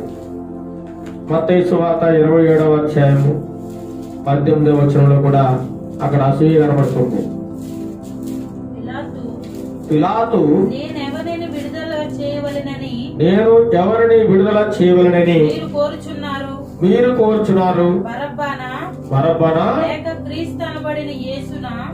క్రీస్తనబడిన యేసునా అని వారిని అడిగాను. వారు అసూయ చేత ఆయనను అప్పగించిరని అతడు ఎరిగిండు. చూడండి, పిలాతుకు అర్థమైపోయింది ఈ విషయం. వారి యొక్క ఆచారం ప్రకారము ఒక దొంగని విడుదల చేసే అవకాశం ఉంది. ఆ సమయంలో అప్పటికే యేసుప్రభు వారిని బంధించేశారు. ప్రధాన యాజకులు, అధిపతులు, పెద్దలందరూ కూడా ఆయన మీద నేరం మోపేసి, ఎటువంటి నేరము లేనప్పటికీ కూడా అనేకమైన నేరములు మోపి ఆయన్ని ప్రధాన యాజకుల దగ్గర నిలబెట్టి ఆయన ఏ విధంగా అయినా సరే సిలువ వేయాలి అనేటువంటి గొప్ప తీర్మానంతో, ఆయన మీద కోపంతో, ద్వేషంతో, పగతో రగిలిపోతూ ఉన్నారనమాట ఆనాటి ప్రజానీకం. అయితే ఏ విధంగా అయినా సరే క్రీస్తును తప్పించాలి అని ఒక ఉద్దేశంతో పిలాతు వారిని అడుగుతున్నాడు. ఏమని? జనులు కోరికల ఒక ఖైదీని పండుగలో విడుదల చేయుట అతనికి అధిపతికి వాడుక, అలవాటు. ఆ పండుగలో ఒక ఖైదీని విడుదల చేసే అవకాశం ఉంది. ఆ కాలం ముందు బరబ్బాను ప్రసిద్ధుడైన ఒక ఖైదీ చెరసాల్లో ఉండను. బరబ్బాను ఒక బందిపోటు దొంగ జైల్లో ఉంచబడి ఉన్నాడు. కాబట్టి జనులు కూడి వచ్చినప్పుడు పిలాతు అడుగుతూ ఉన్నాడు, ఏమయ్యా ప్రజలారా, ఈ పండుగ ఆచారం ప్రకారము మనము ఒక ఖైదీని విడుదల చేసే అవకాశం ఉంది, అలవాటుగా ఉంది. మరి ఇప్పుడు యేసు ప్రభు మీద కూడా మీరు నేరం మోపుతున్నారు, వీళ్ళు ఒక ఖైదీగా చేస్తూ ఉన్నారు మీరు. కాబట్టి ఈ సమయంలో నేనేం చేయాలి? నేను ఎవరు విడుదల చేయాలని మీరు కోరుకుంటున్నారు? యేసు ప్రభునా లేకపోతే బరబ్బానా? ఎవరు విడుదల చేయలేదు వీళ్ళిద్దరిలో అని పిలాతు ప్రజలను అడిగినప్పుడు ఆల్రెడీ వారి యొక్క హృదయంలో ఏముందో పిలాతు గ్రహించగలిగాడు. యేసు ప్రభు వాళ్ళు ఎటువంటి నేరము లేదు, అసూయ చేత, చూడండి అక్కడ మంచి మాట రాయబడి ఉంది, అసూయ చేత ఆయనను అప్పగించిరని అతడు ఎరిగి ఉండెను. ఏం చేతంటే యేసు ప్రభు మీద అసూయ పడ్డారు. అసూయ చేత ఆయన సిలువ వేశారంటే ఎంత దుర్మార్గమో చూడండి. కానీ నిజానికి వారు అసూయ పడ్డారు, కానీ ప్రభు వారు సిలువ పడడానికే ఈ లోకంలోకి వచ్చారు. ఈ విషయం వారికి అర్థం కాదు. ఆయన్ని బంధించడం ఎవరి వల్ల అవుతుందండి? ఎవరి వల్ల కాదు. ఆయన వేడుకుంటే ఆయన పరలోకం నుండి మహా సైన్య సమూహాన్ని పంపించి ఆయన్ని విడిపించగల శక్తి, కెపాసిటీ ఉంది దేవాది దేవునికి. కానీ ఆయన కోరుకోలేదు. మానవాళిగా ఆయన ఈ లోకానికి వచ్చాడు. దీనుడుగా తన్ను తాను తగ్గించుకొని రిక్తులుగా చేసుకొని నీ కోసం, నా కోసం, మనందరి యొక్క పాప శాప విమోచన కోసం ఆయన సిలువలో బలైపోవడానికి వచ్చాడు. కాబట్టి మౌని అయిపోయాడు. నోరు తెరవలేదు. వారు ఎంతగా అపహసించినా, ఎంత అన్యాయంగా నేరం మోపినా, అక్రమమైన కేసులు పెట్టినా ఆయన నోరు మెదపలేదండి. ఆనాటి ప్రభుత్వానికి అర్థమైంది, ఈయన కేవలం అసూయ చేత మాత్రమే ఈయన్ని బంధించారు, సిలువ వేస్తున్నారు అనేటువంటి విషయం పిలాతుకు స్పష్టంగా అర్థమైంది. ఈ అసూయ చూడండి ఎంత ప్రమాదకరమైందో. వారికి అడ్డంగా ఉన్నాడని, వారు చేసే అన్యాయానికి, అక్రమానికి, వారి యొక్క వ్యాపారానికి, వారి యొక్క చెడ్డ పనులకు ప్రభు అడ్డొస్తున్నాడని, ఈయన అడ్డు తొలగించుకోవాలని, ఈ ఏ విధంగా సంహరించాలని అసూయ చెంది యేసు ప్రభు వారిని సిలువ మరణానికి చివరికి అప్పగించి ఆయన సిలువ వేసి చంపేయడం జరిగింది. ఆయనను మరణం బంధించడం అసాధ్యము. కాబట్టి మన ప్రభు అయిన యేసుక్రీస్తు ప్రభు వారు 3వ దినాన లేచి ఏమండి మరణము నుండి జయం పొందారు. మరణాన్ని జయించిన వారు ఈ లోకములో ఒకే ఒక వ్యక్తి కనబడుతున్నారు. ఆయన యేసు ప్రభు అయిన యేసుక్రీస్తు వారు మాత్రమే. ఆయనని అసూయ చేత బంధించారు ఆయన యేసు ప్రభు వారిని. ఏంటంటే చూడండి, అసూయ ఎంత ద్రోహకారం చేస్తుందో, ఈ అసూయ మానవుని ఎంత పతనావస్థలోకి తీసుకెళ్లిపోతుందో, ఎంతటికైనా తెగించడానికి ఈ అసూయ తోడపడుతూ ఉందన్నమాట. హృదయంలో ఒకసారి అసూయ వచ్చిందంటే ఇక పాపం పెరుగుతూ ఉంటుంది నీ హృదయంలో. చివరికి నేను దహించి వేస్తూ ఉంటుంది, నిత్య నాశనానికి వెళ్ళిపోతుంది అనమాట నీ జీవితం. కాబట్టి నా ప్రియ సహోదరి సహోదరులారా, ఈ ఉదయకాల సమయంలో మీతో, నాతో, మనందరితో ఈ వాక్యం ఎంతమంది వింటూ ఉన్నారో వారందరితో దేవుడు మాట్లాడుచున్నాడు. అసూయని వీడండి. మీ హృదయంలో అసూయ వద్దు. నీ పొరుగు వారి మీద అసూయ పడవద్దు. నీ పొరుగు వారిని ప్రేమించమని చెప్తున్నాడు తప్ప వారి ఎదుగుదలను చూసి కానీ, వారి యొక్క ఉన్నతమైన స్థితిని చూసి కానీ నువ్వు ఏమాత్రం నీ హృదయంలో అసూయ చెందవద్దు అని దేవుడు ఈ ఉదయకాల మనందరితో మాట్లాడుచున్నాడు. మార్కు సువార్త 15:9 కూడా అదే మాట కనబడుతుంది. మార్కు 15:9 కూడా చూడండి, యేసు ప్రభు వారిని ఎలా సిలువేశారట. 15:9 ప్రధాన యాజకులు అసూయ చేత యేసును అప్పగించినని పిలాతు తెలుసుకొని, చూడండి ఇక్కడ కూడా వ్రాయబడి ఉంది. ప్రధాన యాజకులు యేసును అసూయ చేత ఏం చేశారట? అప్పగించారు సిలువ వేయడానికి. అసూయ చేత, అసూయ. మనం చూసినట్లయితే యోబు గ్రంథము 5వ అధ్యాయం 2వ వచనంలో కూడా కనబడుతుంది అసూయ. యోబు గ్రంథము 5వ అధ్యాయము 2వ వచనం బిలో చూడండి. యోబు గ్రంథము అసూయ ఎంత భయంకరమైనది. 2వ అధ్యాయం బి వచనంలో చూడండి. బి కింద బుద్ధి లేని వారు అసూయ వలన చచ్చెదరు. స్పష్టంగా యోబు గ్రంథంలో వ్రాయబడదు. బుద్ధి లేని వారట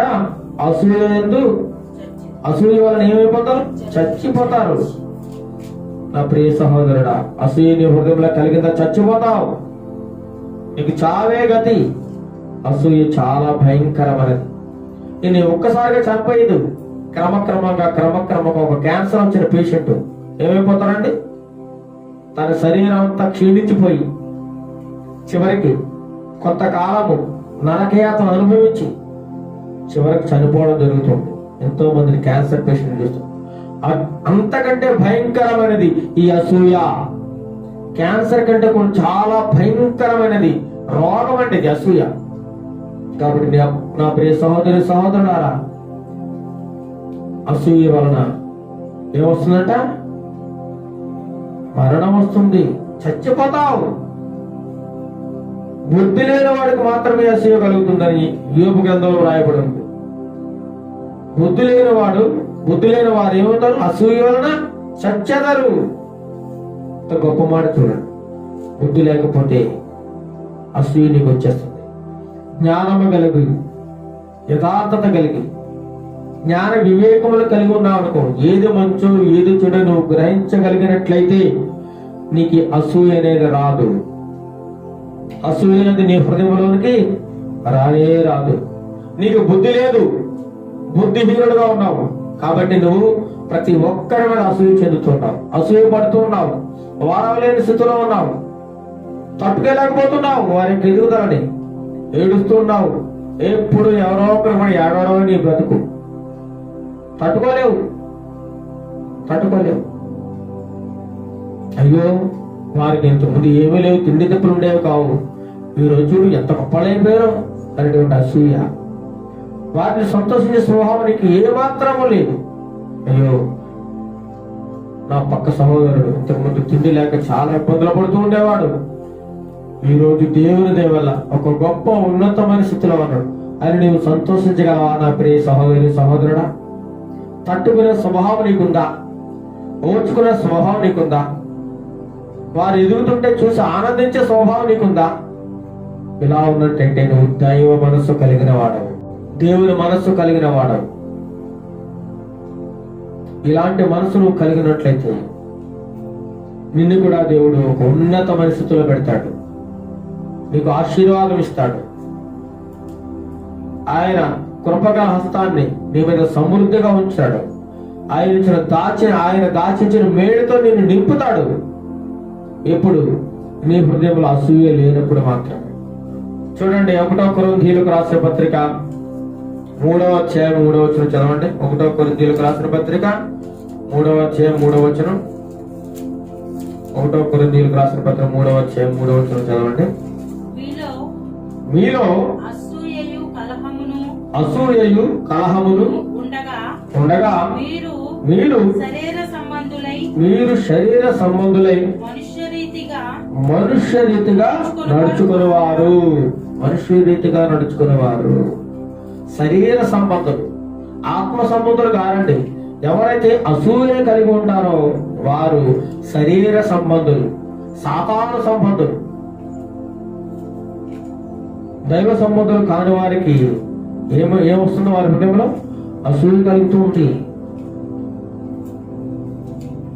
ఎవరైతే ప్రభువులో నిలకడగా జీవిస్తూ, యథార్థంగా జీవిస్తూ, ఆయనతో మమేకమై వాక్యానుసారమైన జీవితాన్ని ఎవరైతే జీవిస్తున్నారో వారికి అసూయ ఆమడ దూరంలో ఉంటుందండి. అసూయ పడని వాళ్ళు తోటి సహోదరుని ప్రేమిస్తూ ఉంటారు, వారికి ఆపదలో కష్టాల్లో సహాయం చేస్తూ ఉంటారు, వారికి ఎదుగుదలను సంతోషిస్తూ ఉంటారు.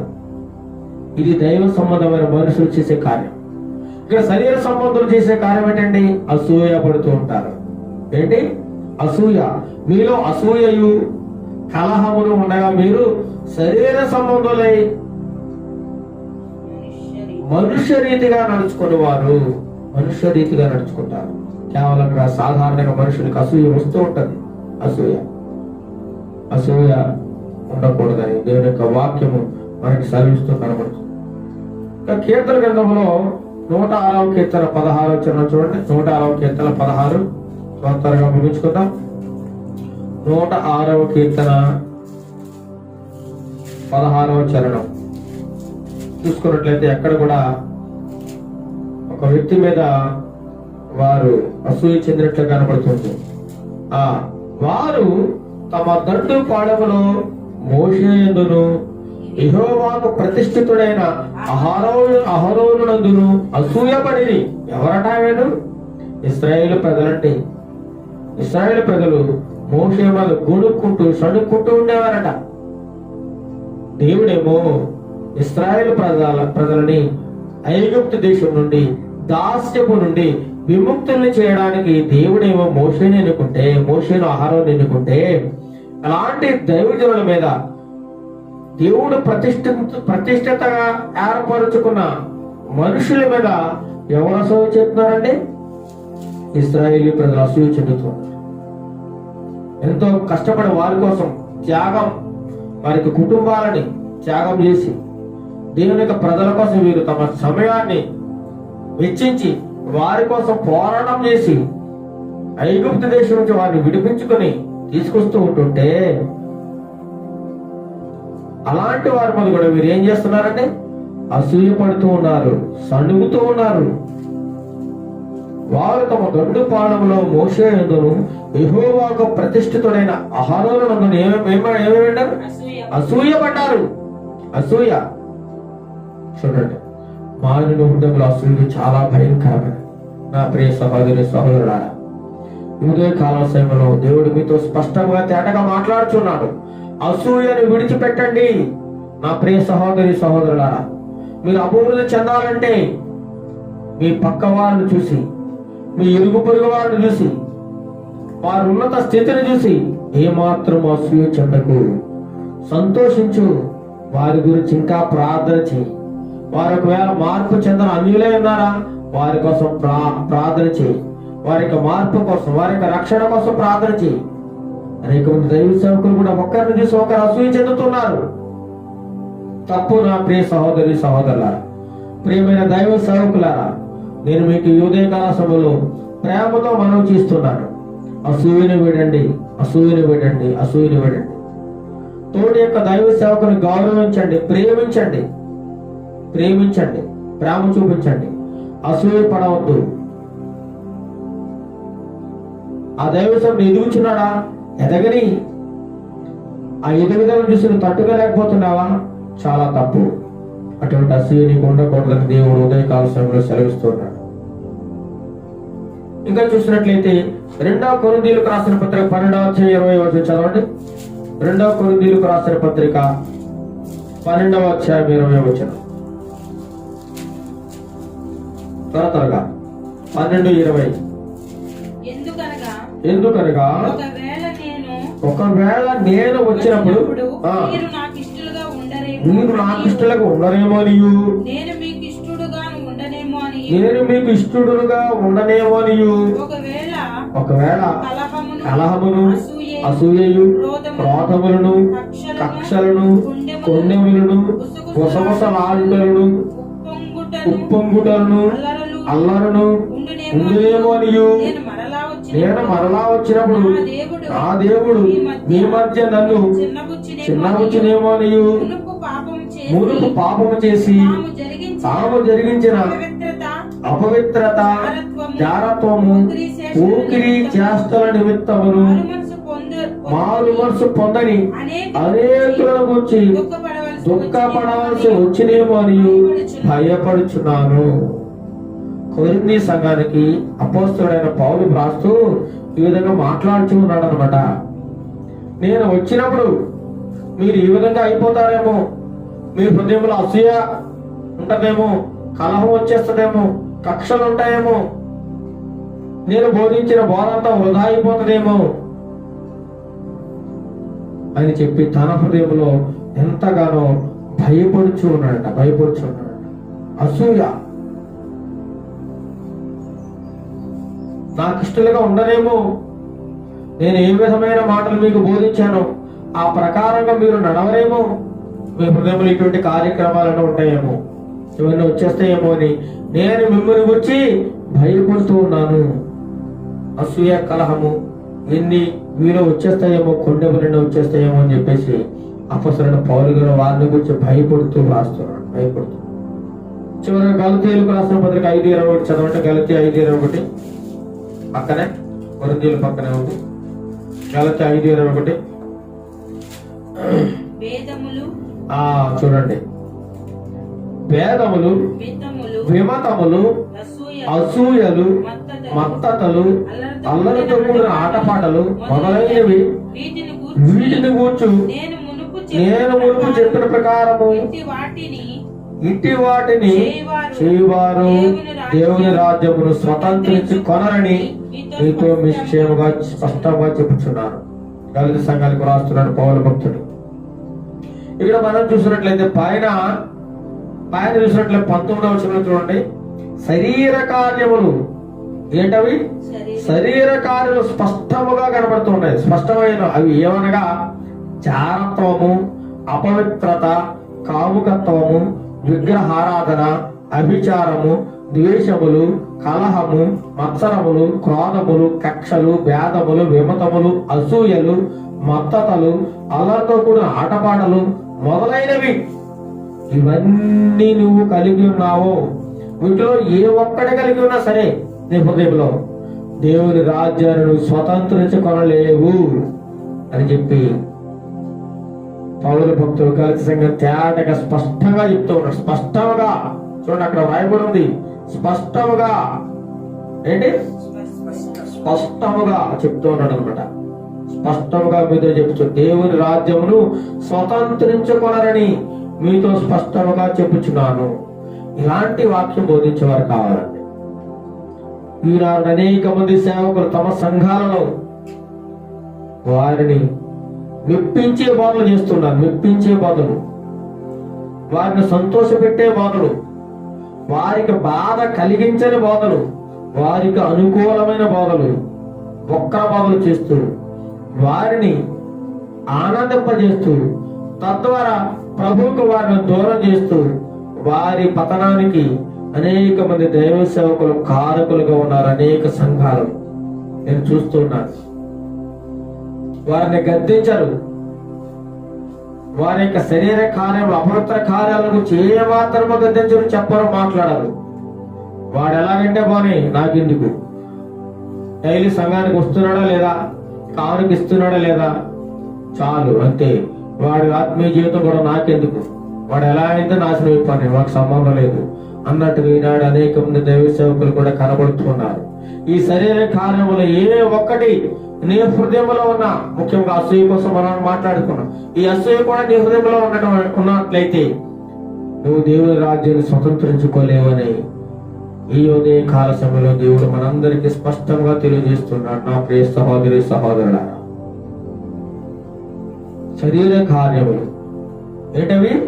శరీర కార్యములు ఏంటో చెప్పమంటారా? శరీర కార్యములు ఏంటంటే మొట్టమొదటి జారత్వము. ఏంటంటే జారత్వం. జారత్వం అంటే ఏంటి?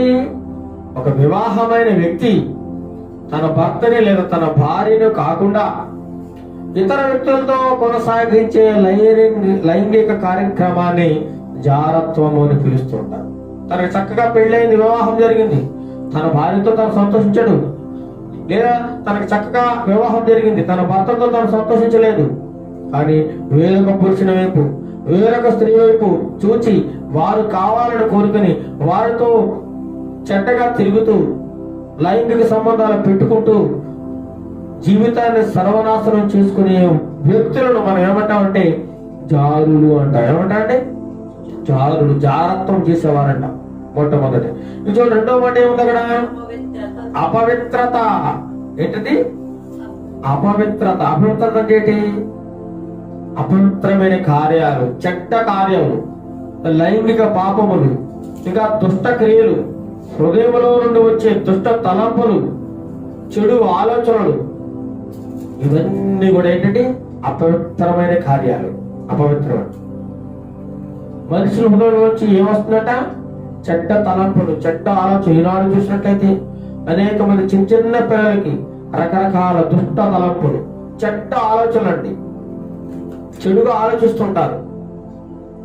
అందుకే దేవుడు హృదయం అన్నిటికంటే మోసకరమైనది, ఘోరమైన వ్యాధి కలదని సొలొమోను భక్తుడు ప్రసంగ గ్రంథంలో తెలియజేస్తున్నాడు. అపవిత్రమైన కార్యం చేసేవారు రెండవ గుంపు. ఇక మూడవ గుంపు చూసినట్లయితే ఏమో చూడండి అక్కడ కాముకత్వము. ఏంటిది? కాముకత్వం అంటే కామ వికారమైన చేష్టలు చేసేవారు. మోహము, ఒక స్త్రీని మోహముతో చూసినట్లయితే అప్పుడే తన హృదయంలో ఏం చేసినట్లేదు? వ్యభిచారం చేసినట్లు ఆ స్త్రీతో దేవుని వాక్యం సెలవుస్తుంది. మోహము, సిగ్గులేని విచ్చలవిడి ప్రవర్తన, తన కోరికల ప్రకారమే నడుచుకోవడం, కామంతో కళ్ళు మూసుకుపోయి ప్రవర్తించడం. ఈనాడు మనం పేపర్లో, టీవీలో చూస్తూ ఉన్నాం. చిన్న పిల్లల్ని కామంతో కళ్ళుకు మూసుకుపోయి పాడు చేస్తూ, వారిని చంపేస్తూ చిన్నారి జీవితాన్ని నాశనం చేస్తున్నారు అనేక మంది కామాంధులు, దుర్మార్గులు. కామంతో కళ్ళు మూసుకుపోయిన వారు, కాముకత్వంతో నిండిపోయిన వారు. వారికి తల్లి లేదు, చెల్లి లేదు, అక్క లేదు, ఏమండి వావి లేదు, వరుస లేదు, భయంకరమైన జీవితాన్ని జీవించేవారు. వీరిని ఏమంటారండి? కాముకులు. కాముకులు, కామంతో కళ్ళు మూసుకుపోయిన వారు. ఇలాంటి వారికి కూడా దేవుని రాజ్యం లేదు. మొదటగా ఎవరికి లేదు? మొట్టమొదటిగా జారత్వం చేసేవారికి, తర్వాత అపవిత్ర కార్యాలు చేసేవారికి లేదు దేవుని రాజ్యం. ఇంకా కాముకత్వంతో నిండిపోయిన వారికి దేవుని రాజ్యం లేదు. ఇంకొక మాట చూడండి, అక్కడ ఏముంది? విగ్రహారాధన. అంటే విగ్రహారాధన అనగా ఆత్మలను లేదా ఒక వ్యక్తిని పూజించడం, లేదా చెక్కబడిన ప్రతిభలను పూజించడం, ఒక బొమ్మను పూజించడం, ఒక చెట్టును పూజించడం, వారికి నచ్చినట్టుగా వారు ఆరాధించడం. ఇది విగ్రహారాధనగా మనం చెప్పుకుంటున్నాం. ఇంకోటి ఏంటంటే భయంకరమైనది, దేవుని కంటే దేనినైనా, అది ఒక మనిషి కావచ్చు, ఒక వస్తువు కావచ్చు, దేనినైనా ఎక్కువగా ప్రేమించినట్లయితే అది కూడా నీ హృదయంలో ఒక విగ్రహారాధనగా కనబడుతుంది. అటువంటి విగ్రహారాధన చేసేవారు కూడా దేవుని యొక్క రాజ్యాన్ని స్వతంత్రించుకోలేరు అని దేవుని యొక్క వాక్యం స్పష్టంగా తేటగా మనకి తెలియజేస్తుంది. ఇంకొక మాట చదవండి అక్కడ. విగ్రహారాధన తర్వాత అభిచారము. అభిచారం అనగా మాంత్రిక విద్య, మంత్రాలు, మంత్రాలకు చింతగా రాలుతాయి అని అనేక మంది చెప్పడం, ప్రేతాత్మలకు పూజలు చేయడం, కారణ విధులు చేయడం, నేను దయ్యాన్ని వదిలిస్తానని చెప్పడం, ఏమంటే దుష్ట శక్తులు పూజించడం, రకరకాల మోసాలతో ప్రజలను మాయ చేయడం. ఈనాడు చూసినట్లు అనేక మంది బాబాలు, దొంగ బాబాలు వెలిసి అనేక మందిని మోసం చేసి వారి యొక్క ధనాన్ని, వారి యొక్క మానాన్ని, ప్రాణాలను కూడా హరించి వేస్తున్నారు అనేక మంది.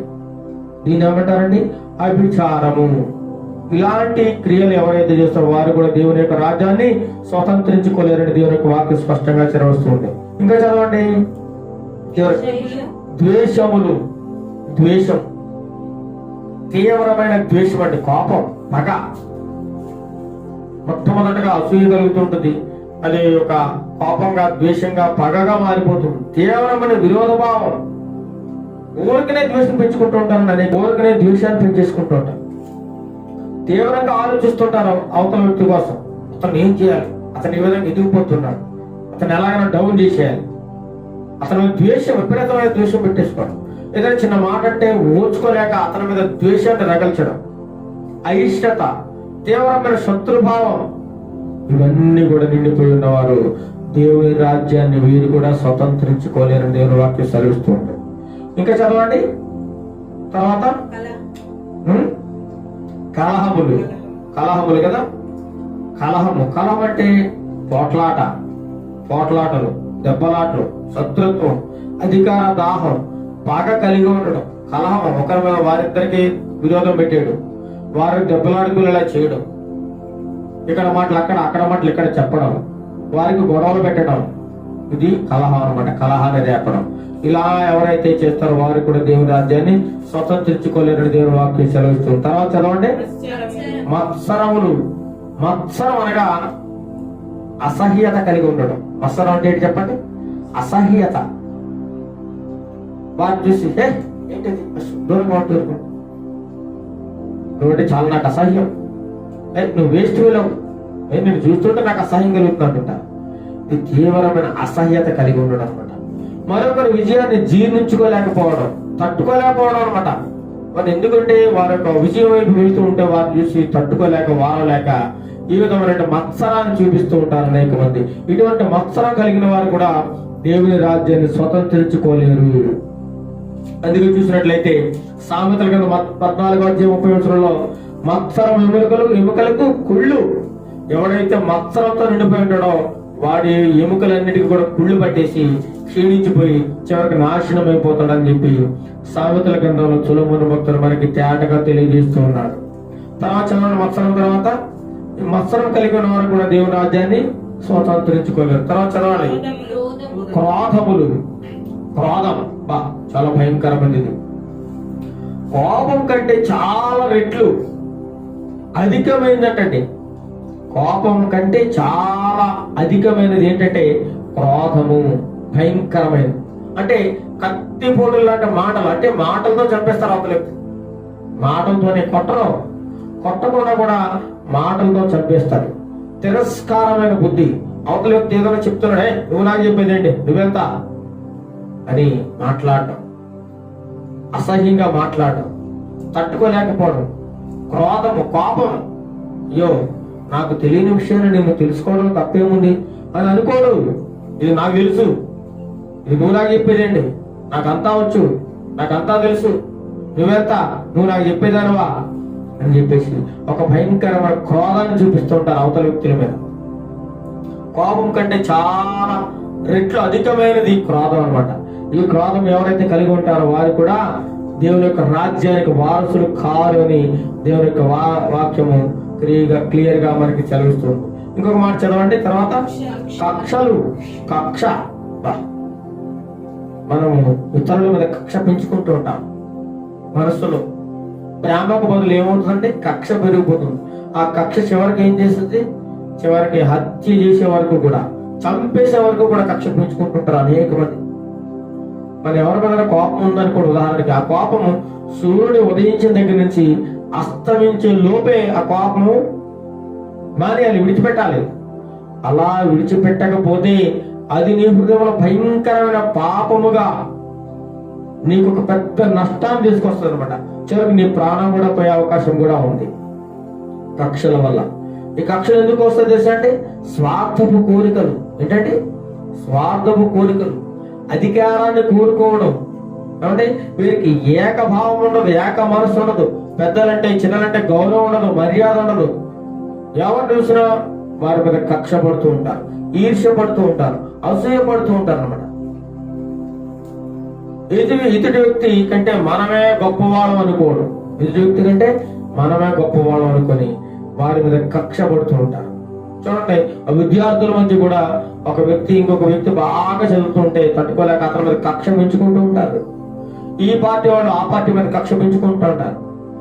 ఇటువంటి కక్షలు కలిగి ఉన్నవారు దేవుని యొక్క రాజ్యాన్ని స్వతంత్రించుకోలేరని దేవుడికి ఉదయకాల సమయంలో మనందరికీ తేటగా మాట్లాడుచున్నాడు.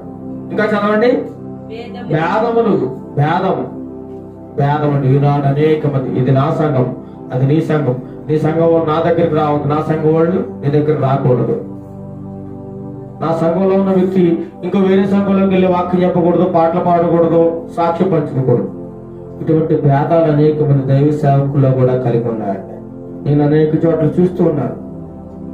ఇది మా సంఘం, ఇది మా బాప్టిస్ట్ సంఘం, మాదే గొప్పది, లేదు మాది రోమన్ కథకు మాదే గొప్పది, మాది బైబిల్ మిషన్ మాదే గొప్పది, మాది హోషన్ మాదే గొప్పది, మాదే గొప్పది, మాదే గొప్పది అని భేదాలు పెట్టుకుంటూ అనేక మంది. మనమందరం ఒక్కటే, మనమందరం ఒకే ఒక్క సహోదరులు, ఒకే రక్తం ద్వారా మనం పుట్టిన వాళ్ళము, ఒకే ఆత్మ ద్వారా మనం నడిపబడుతున్న వాళ్ళము అనే విషయాన్ని పక్కన పెట్టి భేదాలు ఎవరైతే కలిగిస్తుంటారో వారిని కూడా దేవుని రాజ్యాన్ని స్వతంత్రించుకోలేరని దేవుడు ఈ ఉదయకాల సెలవు. దేవుని వాక్యం చేత సమర్థించబడని విరోధమైన చట్ట విరుద్ధమైన కార్యక్రమాలు చేసేవారిని, దేవుని వాక్యానికి విరుద్ధమైన బోధలను ప్రవేశపెట్టేవారిని ఏమంటారండి? భేదములు కల్పించేవారు, అబద్ధ బోధకులు, దొంగ బోధకులు, వీరందరూ కూడా భేదాలు సృష్టిస్తూ ఉంటారు. నువ్వు అక్కడికి వెళ్ళకు, ఆ దేశంలో మంచోడు కాదు, నువ్వు నా దగ్గరికి రా, నా దగ్గర మాత్రమే ఆశీర్వాదం ఉంది, ఆ సంఘంలో దేవుడు లేడు, ఈ సంఘంలో దేవుడు ఉన్నాడు. చూడండి, సంఘాల్లో దేవుడు ఉన్నాడు, హృదయంలో మాత్రమే దేవుడు ఉంటాడు. ఈనాడు నువ్వు ₹1 కోటి పెట్టి సంఘాన్ని కట్టినా, ₹1 కోటి పెట్టి దైవ మందిరాన్ని కట్టినా, ఆ ₹1 కోటి పెట్టి కట్టిన దైవ మందిరంలో దేవుడు ఉండడు. నా ప్రియ సహోదరి సహోదరులారా, మీరు సత్యాన్ని గ్రహించండి. ఆలయంలో కానీ చర్చల్లో కానీ దేవుడు ఉండడు.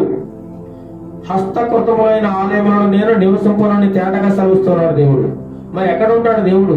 దేవుడు నివసించే చోటే దేని మనం గ్రహిస్తే దేవుడు నీలోనే ఉంటాడు, నీలోనే, నీ హృదయంలోనే నివసించడానికి ఆయన ఇష్టపడుతూ ఉన్నాడు.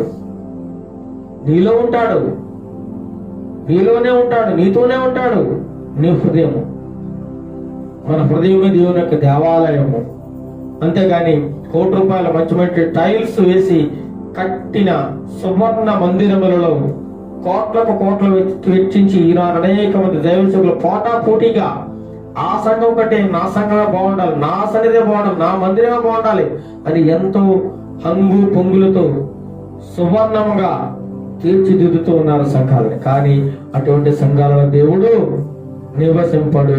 హస్తకృతములైన ఆలయములలో నేను నివసింపని దేవుడు స్పష్టంగా తెలియజేస్తున్నాడు. నీ హృదయమైన మందిరంలో మాత్రమే దేవుడు నివసించడానికి ఆయన ఇష్టపడుతూ ఉన్నాడు అనమాట. ఇలాంటి భేదాలు కల్పించే వారు కూడా మన మధ్య ఉన్నారు. ఇలాంటి వారికి దేవుని రాజ్యము లేదని వాక్యం సెలవిస్తాం. ఇంకా చివరిగా చూసుకుందాం, చదవండి. విమతములు. ఏంటివి? విమతములు. విమతములు అంటే ఏంటి?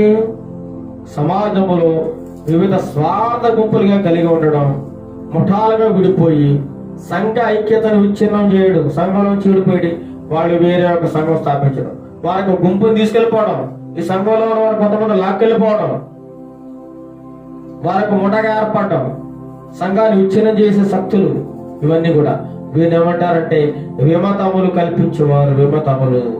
తర్వాత చదవండి. తర్వాత అసూయలు. అసూయ అంటే మనం చెప్పుకున్నాం, మనం ఏదైతే ఇష్టపడి కోరుకున్నామో అటువంటిది మనకి ఏదైతే దక్కుతలేదో అది ఇంకొకరి ఇతర దగ్గర ఉందో దాన్ని చూసి మనం తట్టుకోలేక అయిష్టత కలిగి ఉండడాన్ని, సంతృప్తి లేని జీవితాన్ని కలిగి ఉండడాన్ని, ఇతరుల బాగోగులను సహించలేని జీవితం ఎవరైతే కలిగి ఉంటారో వారిలో ఏమన్నట్టు? అసూయ ఉన్నట్టు. తర్వాత చదవండి. మత్తతలు. మత్తతలు అంటే మత్తతులు అనగా మత్తు పానీయములు సేవించేవారు. మత్తు పానీయాలు సేవించిన ఫలితంగా మానసిక శారీరక నియంత్రణ కోల్పోయి వారు ఏం మాట్లాడుతున్నారో వారికి తెలియదు. వారు ఏ విధమైన మాటలు పలుకుతున్నారు, ఏ విధమైన కార్యాలు చేస్తున్నారు వారికి తెలియనంతగా మత్తు పానీయాల్లో మునిగిపోయిన వారిని మత్తతలు. తర్వాత అల్లారితో కూడిన ఆటపాట. చివరిగా తీసుకున్నాం అల్లారితో కూడిన ఆటపాటలు అంటే చెప్పండి సినిమాలు. ఏంటి చెప్పండి? సినిమాలు ఏముంది చెప్పండి? నీతి ఉందా? నీతి ఏ మాత్రము లేదు. చాలా మంది అంటే ఈ సినిమాలో చాలా మంచి నీతి ఉందండి, నీతిగా తీశాడు. ఏమి నీతిగా తీశాడు? సత్యవాక్యం కంటే నీతి ఉందా అక్కడ? దైవ గ్రంథ మాటల కంటే, దైవ గ్రంథంలో కూడా మాటల కంటే నీతి ఉందా? దేవుని కంటే నీతి ఉందా? లేదు. ఈ లోకంలో ఉండే నీతి అంతా నీకు నీతిగా అనిపించవచ్చు, కానీ అదొక మురికి గుడ్డ, దుర్నీతి. ఇంకా చెప్పండి. సీరియల్స్, అధిక వినోద కార్యక్రమాలు, తిండిపోతుతనం, మత్తు పానీయాలు, మారక ద్రవ్యాలు, లైంగిక కార్యకలాపాలు, సమావేశాలు, శృంగార సన్నివేశాలు, నిన్ను శారీరకంగా సంతోషపెట్టే అనేకమైన వినోద కార్యక్రమాలు, ఇవన్నీ కూడా అల్లరితో కూడిన ఆటపాటలు. ఈనాడు ఈ అల్లరితో కూడిన ఆటపాటల సంఘాలకు కూడా తీసుకొచ్చారు అనేక మంది దైవ సేవకులు. అనేక మంది క్రిస్మస్ వచ్చిందంటే చెప్పండి రకరకాల డ్యాన్సులు, బ్రేక్ డాన్సులు ఏం చేస్తున్నారు? బ్రేక్ డాన్సులు డీజేలు పెట్టేసి విపరీతమైన అల్లరి. అంటే ఊళ్ళో ఉన్న వాళ్ళందరూ జనం ఆకట్టుకోవాలి. రక్షణ సువార్త లేదు, క్రీస్తు జన్మదిన సువార్త అసలే లేదు. ఏముంది చెప్పండి అక్కడ? హంగులు, ఆర్పాటాలు, ఆడపిల్లల చేత డ్యాన్సులు వేయించడం, వారిని చూసి అనేక మంది సంతోషించడం, నవ్వడం. ఇది దేవభక్తి. అనేక సంఘాలు చేస్తున్నారు. ఒకరు చేస్తున్నారు ఇంకొకరు చేస్తున్నారు ఇంకొకరు. ఇదొక అలవాటుగా మారిపోతుంది. అల్లరితో కూడిన ఆటపాటలకు దేవుడు అల్లరికి కర్త కాడు. దేవుని ఆరాధించే వారు ఆత్మతోనూ సత్యంతోనూ ఆయన ఆరాధించాలి తప్ప ఎగిరితే. చాలా మంది అంటారు దావీదు ఎంత సంతోషంగా నాట్యం చేసాడండి, దావీదు నాట్యం చేసి పాటలు పాడాలండి, పరవశించిపోయాడండి. ఆయన ఆత్మాభివేశంతో పరవశించిపోయాడు. నువ్వు నీలో ఆత్మాభివేశం ఉందా? ఆత్మావేశంతో పరవశిస్తున్నావా?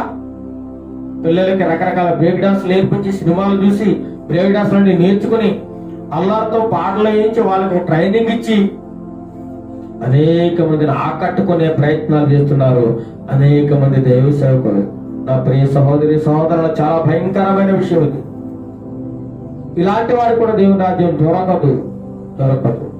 వారు కాకుండా వారి యొక్క సంఘంలో అనేక మందిని దేవుని రాజ్యానికి దూరం చేసిన వారు అవుతారు నా ప్రియ సహోదరి సహోదరులారా. కాబట్టి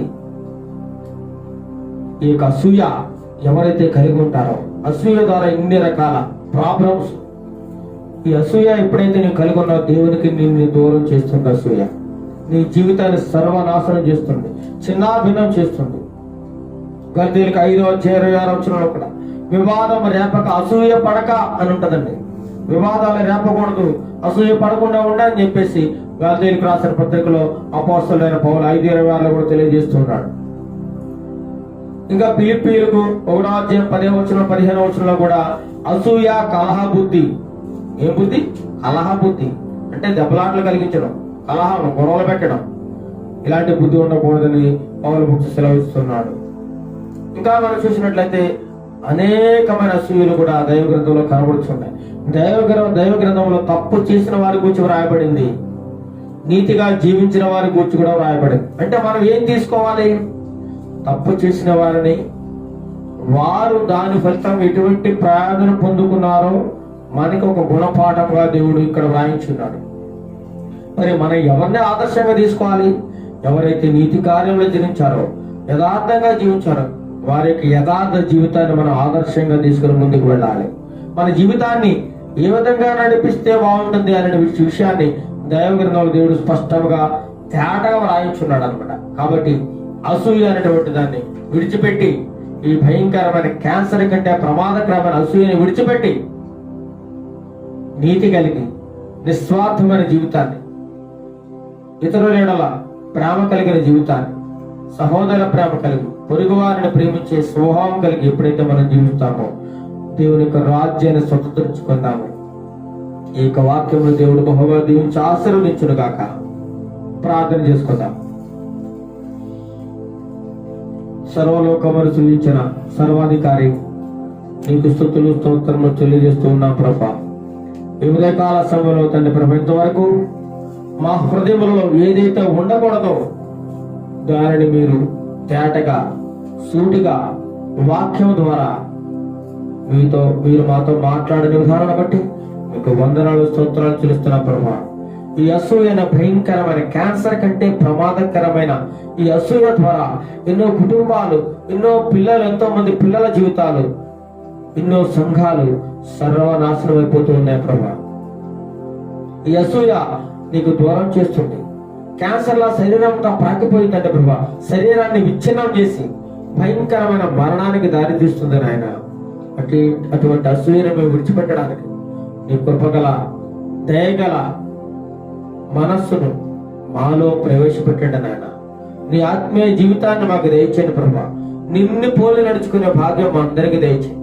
ఈ ఉదయకాల సమయంలో ఎంతమంది అయితే ఈ వాక్యాన్ని వింటున్నారో చూస్తున్నారో వారందరి హృదయాలలో ఒకవేళ అసూయ ఉంటే ఈ క్షణమేమో దాన్ని విడిచిపెట్టడానికి ఒక తీర్మానము, బలమైన కోరిక దయచేయండి ప్రభా.